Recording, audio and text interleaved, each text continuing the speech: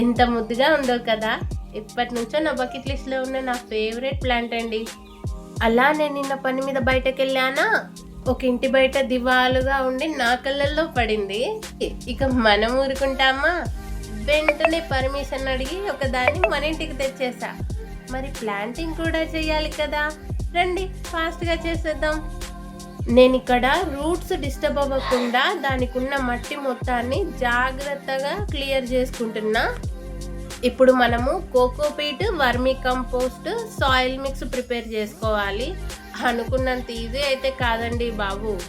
ఇలాంటప్పుడే మనం magical strength use చేయాలి. ఇప్పుడు మనము ఒక బ్లాక్ నర్సరీ కవరు హోల్స్ ఉండేలా చూసుకోవాలి. దాంట్లో నేను coconut husk and soil mix half వరకు ఫిల్ చేశాను.